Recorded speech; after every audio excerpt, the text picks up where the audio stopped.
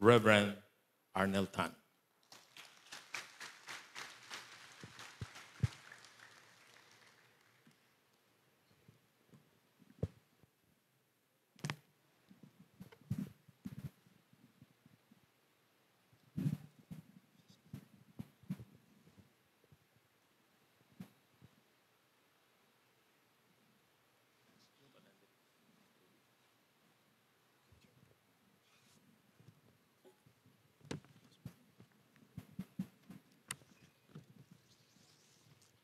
Gandang umaga po sa inyong lahat, maayong buntag sa inyong tanan.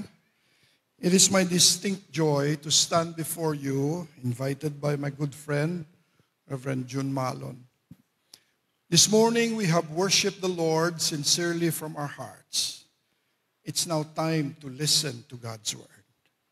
When we listen to God's Word, God asks of us of two things. Number one, let us listen together as a church. And if we listen together as a church, we have to ask the sincere question, Lord, what do you want us to do? And to listen together as a church is addressed to the leaders of this church.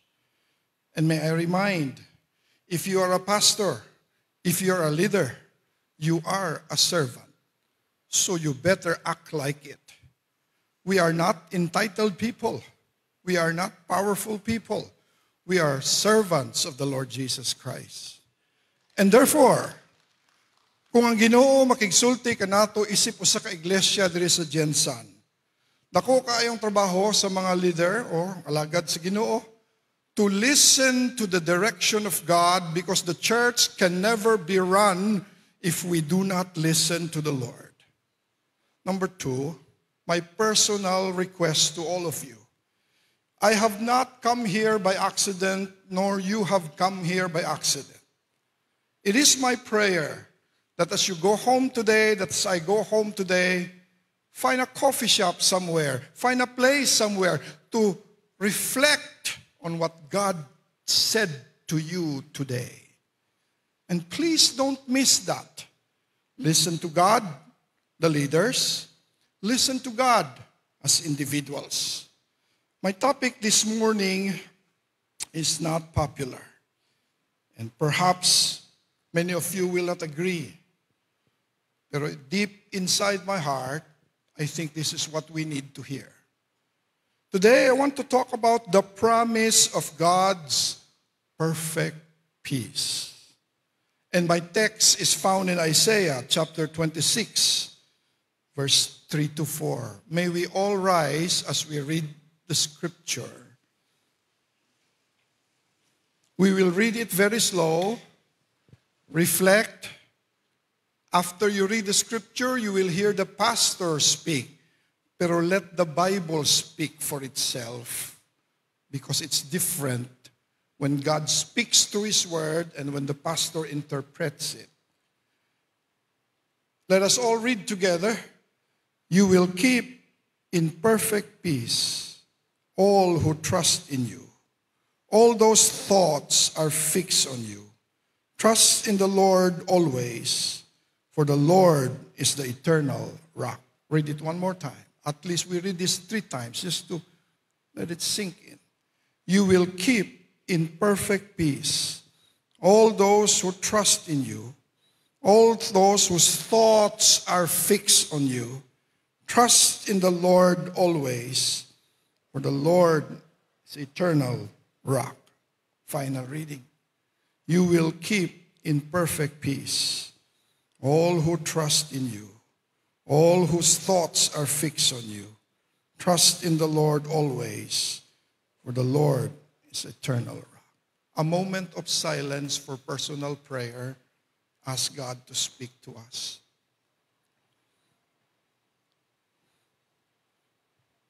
Our loving Heavenly Father, the task of preaching is so high, and therefore help your servants speak. Help your servants in this congregation discern. In the name of Christ, our Lord. Amen. Please be seated. I do not know how many hours you want me to preach, but I don't think I will stay long. The moment I felt and I feel that the message is given, it is my joy to step down immediately, lest I add something not from God anymore. I come to you as God's servant, bringing to you God's word. Mga kaigsunan ko, kita tanan nagapangita o gitawag nga kalinaw, peace. But sometimes we are not aware that the peace we thought comes from God is a fake peace. We did not even recognize it, like a fake Rolex. We could not even smell it because fake peace and true peace, sometimes they look the same. Ang akong pangagpas karong buntag, if I describe to you what is perfect peace, I have a feeling you will not like it. Because many of us had been hypnotized, had been boodled, because fake peace looks good, but perfect peace is not that perfect at all. Along the message, I will share my personal experience. But my experience is not the authority. The Word of God is our authority. I have my own struggle. I have my own hang-ups. And please believe, any pastor who stands before this pulpit is not a super pastor. No one should be. In fact, what linked me with Pastor June Malon is our stories of vulnerabilities. Thank God we can find a friend. Karong buntag, unahan ako sa pagsulti that this passage is loaded with many spiritual truths about God's perfect peace. But may I share a true statement? While the statement is promising, what is the promise? Perfect. Who gives perfect peace? God. So immediately you have two things in the text. Number one, you have the source of perfect peace, God. And may I announce you today, it hasn't changed. God is still the source of perfect peace. No one else. However, the scripture says, He did not promise you fake peace. He said perfect peace. Diha siguro ko magduga yung explain. I want to be honest with you. While the statement is promising, the process by which the promise is delivered is very frustrating. If you will be honest with yourself, the average Christian today is more familiar with frustrations than faith. Some of us choose to deny it. Some of us to say, it doesn't exist.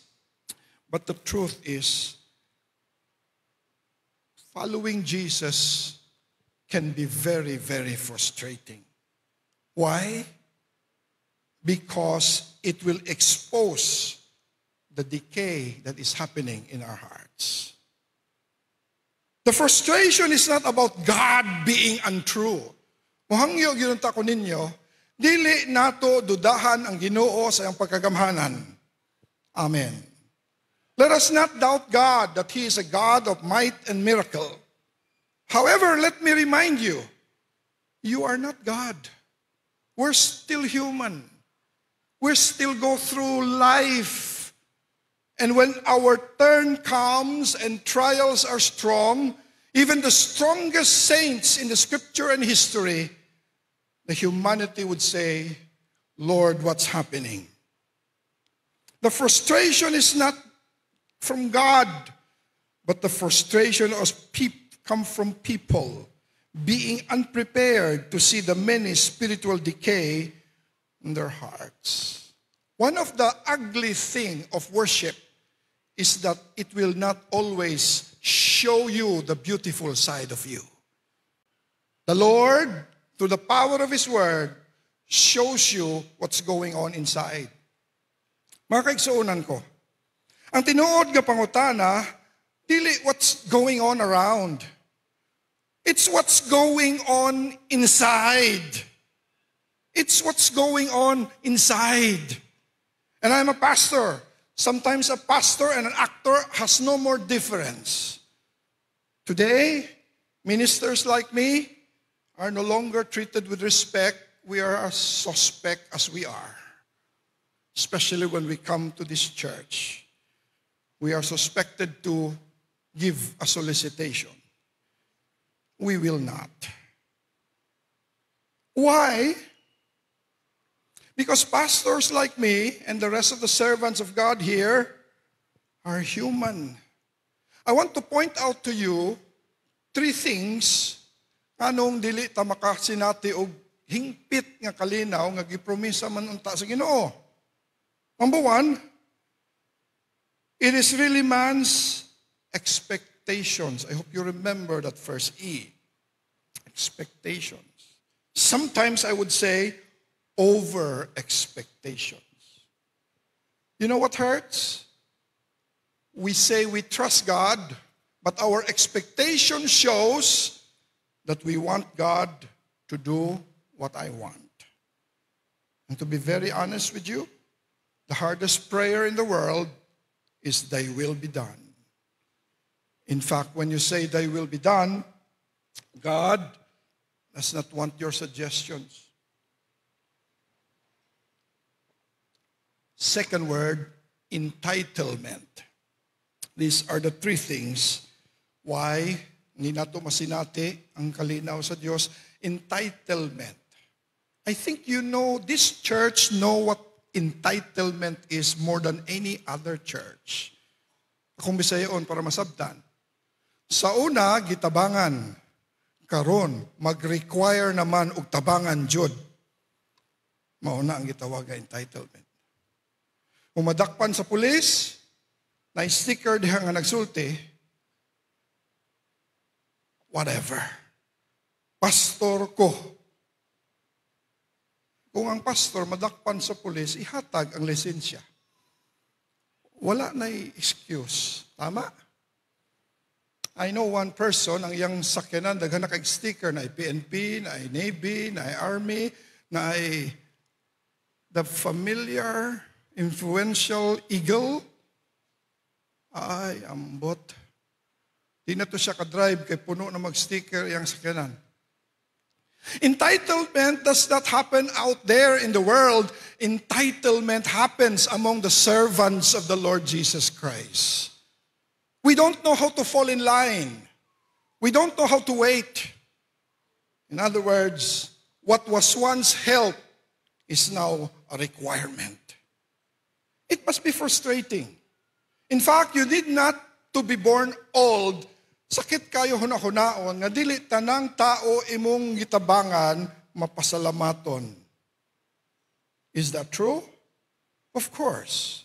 What was once help, I'll give you an assignment. Look for a person, pangitag tao nga wala gyud taon, sabihin na natin walang-wala. Hindi po tayo nagmamaliit. Just an observation. A person who is absolutely, what I say, worthless, because no job, no nothing, he knows nobody, and you give that person 100 pesos a day for 1 month sa gunson. Way undang ha? 100 pesos a day for 1 month. The first 2 days, he will say thank you. But after 1 month, stop giving. And that person turns to be a demanding person. In my experience, I'm not talking to you. I'm talking to myself. I heard kanina when you say, God is good. You answered immediately, what? All the time, God is good. Na ako'y nadunggan sa kasimbahan, nagsulti, galisod, all the time, galisod. What sounds alike. Pero muna kong hangyo.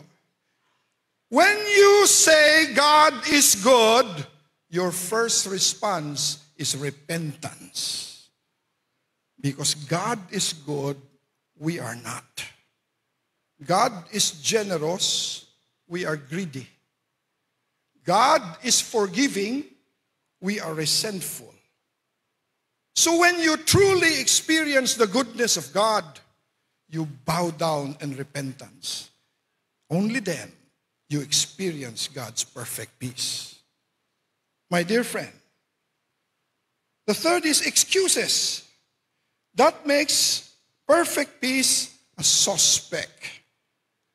When you look at the text, please consider three things before we dive deeper. Number one, we consider the context. Kung musulti tag context, mangutan nata, what was the situation at that time? And to answer that question, the situation at that time is God allows Israel, His nation, His people to go through spiritual discipline because they have forgotten God. That was the situation. And it is a mystery to me, misteryoso kaayo, nga kita gusto mo dawat sa deliverance sa Ginoo, pero dili ta magpaubos, magpadisiplina sa Ginoo. Let me say this with all humility in my heart. No matter how big your church, no matter how nice the choir, God is never impressed with eloquence in the pulpit and elegance in the pew. God looks at the heart. It is there. God says to Israel, you don't want to know me anymore. And because of that, tungod niya na, God allows discipline. I'm an evangelical pastor, but I have a bad news to all of you. The evangelical churches in the Philippines have departed from God and it is being disciplined by God.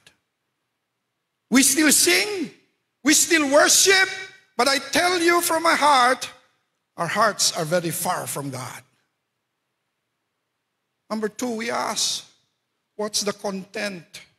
Unsay sulod sa bersikulo? Well, what's actually the message of God? When you reach chapter 26 of Isaiah, God wanted to assure, gusto sa Ginoo nga iyang makatawhan, masigurado nga despite of my discipline to you, I am still the merciful God. Amen.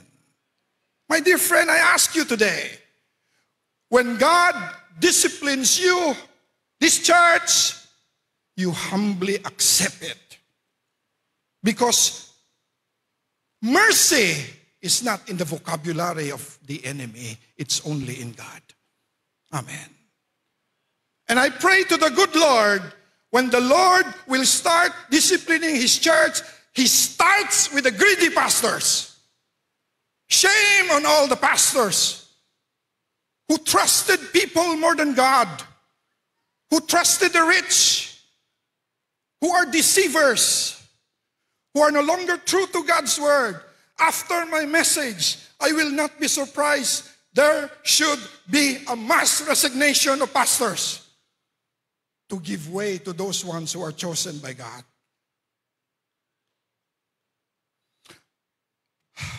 I don't say that to insult. I say that as I cry in my heart. Yeah.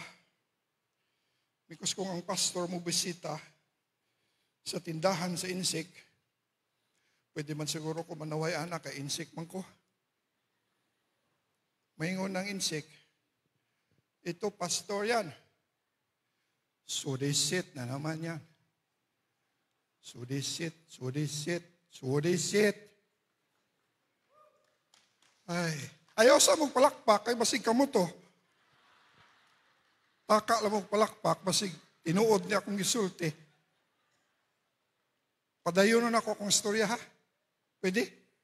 Anyway, mo, hawa man ko dili, kung di mo ganahan. So, para dili mahadlok ang insik, himuon na lang singgit na kadaan. Wak takot. Ako hindi surisit. Ako pray. Tapos pray, surisit. My message to the pastors today, stop soliciting, trust the Lord your God. My message to my good friend, I don't know, Senator Manny, if I earned this, from my heart to yours and to your wife, Jinky, stop helping. Help them trust the Lord, their God. Starting today, no more solicitation from ministers. Ay, nagkapag yun ang kadaghanan dire. Starting today, walk by faith, and the perfect peace of God will return in your ministries. Sa mga pastor, gianad ta sa Ginoo, maglakaw, makontento. Wala ta gianad sa mga sasakyan nga nindot. Wala ta gianad sa mga dagkong balay.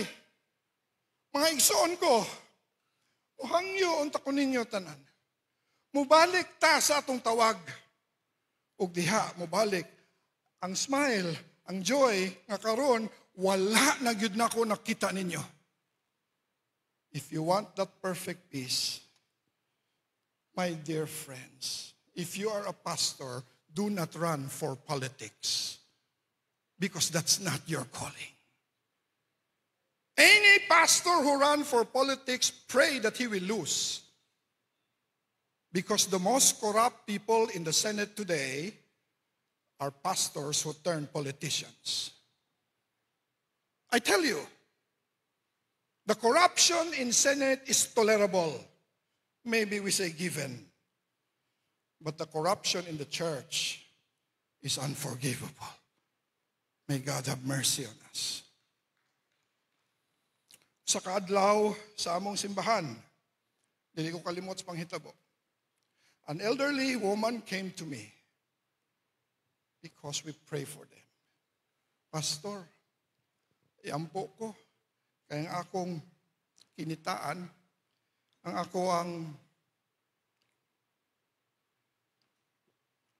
farm, retirement, na